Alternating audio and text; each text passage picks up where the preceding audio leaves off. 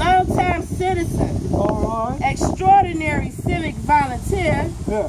treasured citizen, Uh-huh. and retired gentleman. Yeah. Put the phone down. Mr. with the passing of 105 now years on, Fred Veasly. Yeah. Fred's mirthful laugh, great sense of humor, kindness to all, and inspiring insights will be dearly remembered by family, friends, and acquaintances new and old. Fred had been born on his family's farm deep in the woodsy rural road junctions of Arcadia, Oklahoma That's right. in 1912.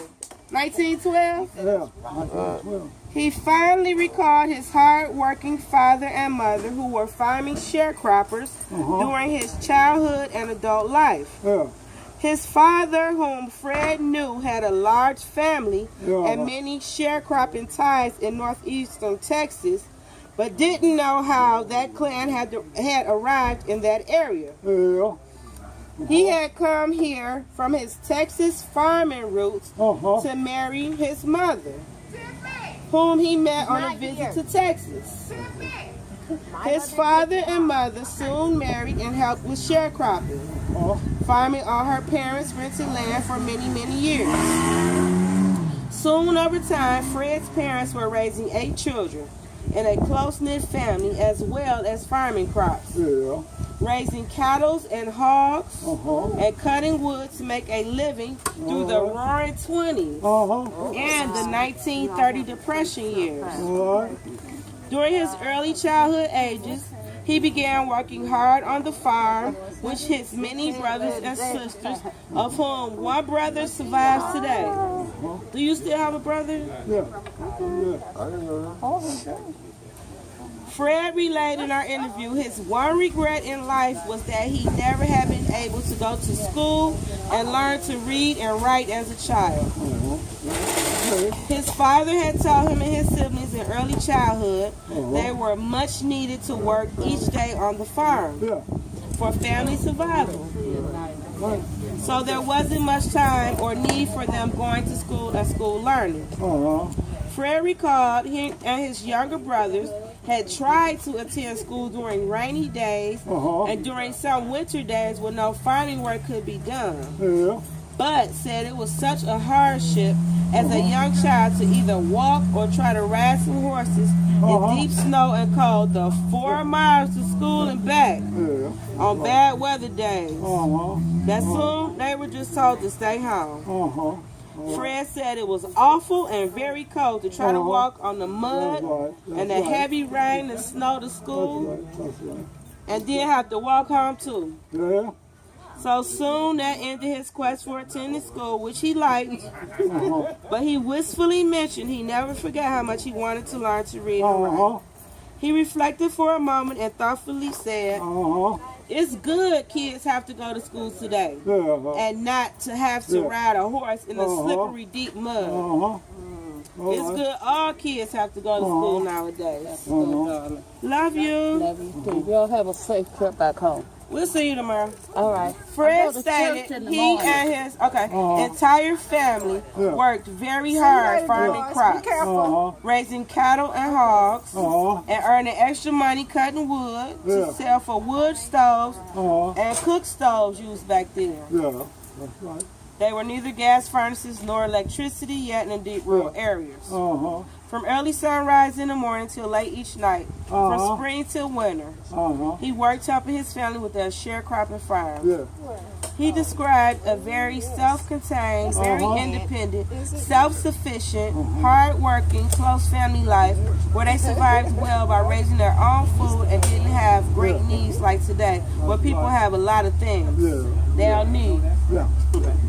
And because it was so rural without any towns nearby, for 20 miles around where they lived, farming neighbors all helped one another out. It didn't make any difference whether a neighbor was white, black, whatever. That's right. That's right. That's right. Fred very fondly recalled, That's right. That's right. with a smile, That's they would all get together with neighbors. It didn't make any difference back then. You would have a celebration, roast a pig on the fire, have a lot of good food, and a great time together. Right. Fred also mentioned all type of nerds would drink self-made moonshine. Oh, yeah. Uh-huh. Yeah, I used to make that. I sure did. I used to make that. Yeah, I At did. these get-togethers, and he laughs hard at his recollections. Yeah. I got tired. of that. He made it clear that at that time in local history and county politics that everyone was poor. All right. It was very hard times growing up with lots of hard work daily. That's right. So, And during the Depression, but as farmers, all the families were self-sufficient, had enough food which they grew and shared with one another, did odd jobs for extra money, but most importantly, everyone got along and also helped each other out all the time. This was an interesting view of how rural farmers, both black, white, and whomever, lived out in very rural Arcadia in the 1920s and 30s. Yeah. They did not have deep racial divides, and in Fred's own viewpoint, everybody greatly helped each other out with harvesting time, lending farm equipment, repairing farm animals, and helping each other in times of medical or emergency crisis.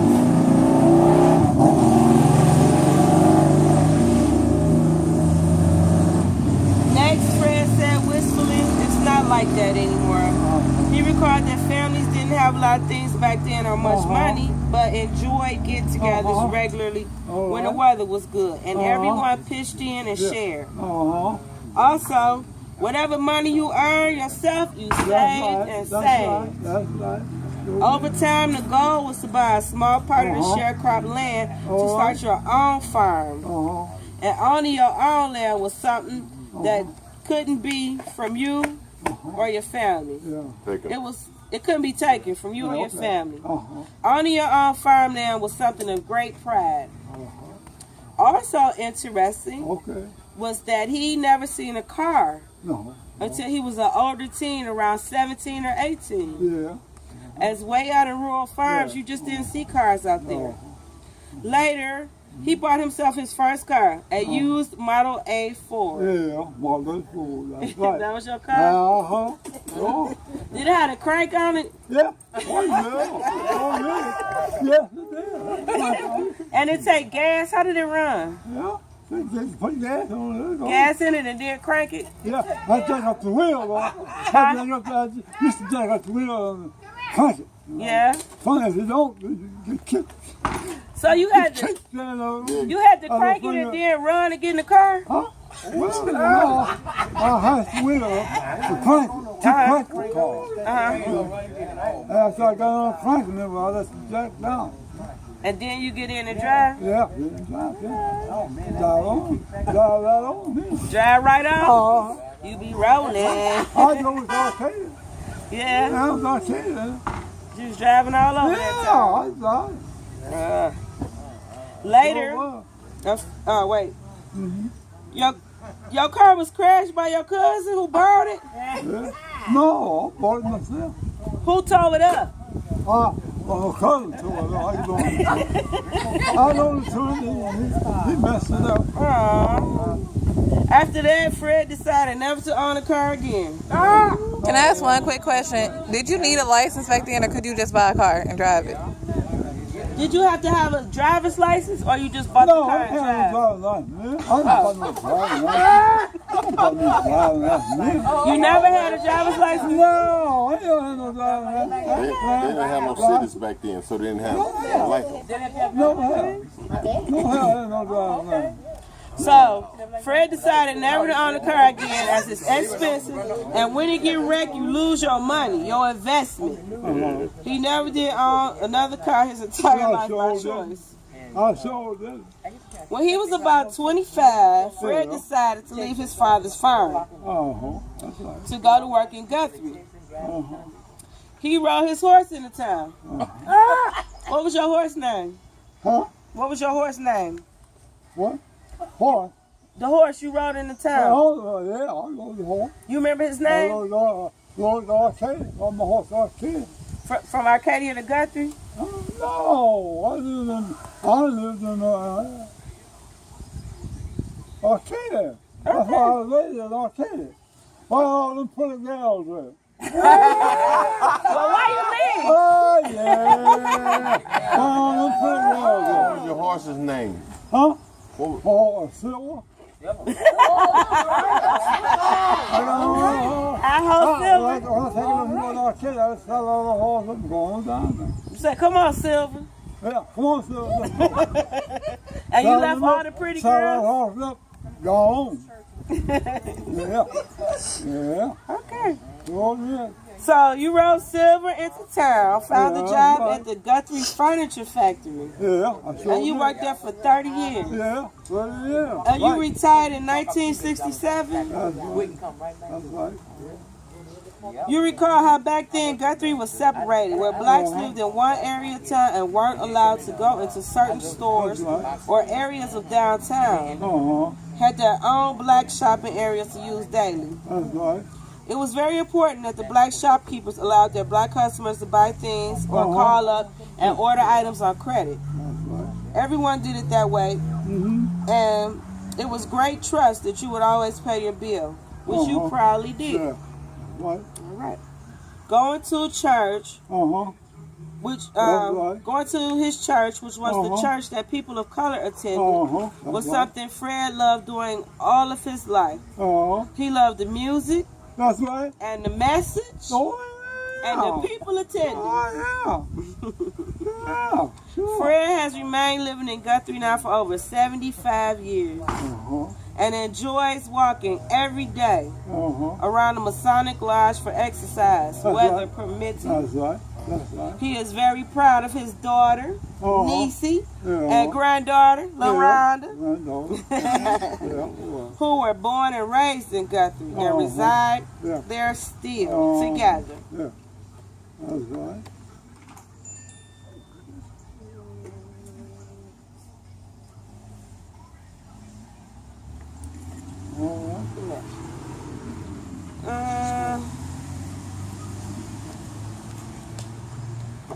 Talking about some racism and segregation. So you have set up the senior get-togethers, and you used to love to dance. Do you still dance? Huh? You still dance? Oh, yeah, I did. Yeah, I still dance. Yeah. Sure, I did. Fred wants people to know he likes to keep active and move around as it helps with aging issues. Yeah, I did. Fred felt he lived a very good and hard-working life, So, yeah. even with cultural restrictions ongoing in the nation as well as Guthrie. Right. But you just kept going forward That's and right. working hard to take care of yourself and take care of your family. Segregation was a bad thing and That's lasted right. a long time, but it wasn't always that way. Yeah. Whites and blacks had gotten along fine during the Depression and in rural areas, and really were good to help each other. And with the past 1960s civil rights laws, that's been a good thing to change segregation, and things are changing culturally now. Those are his quotes. Especially since the United States has now its first African American president. So she said it was a true honor and privilege to interview Mr. Fred Veasly for my master's degree. His keen sense of humor and warmth radiated in his comments along with his wisdom of the ages. Be lifted upon angels' wings on your heavenly journey.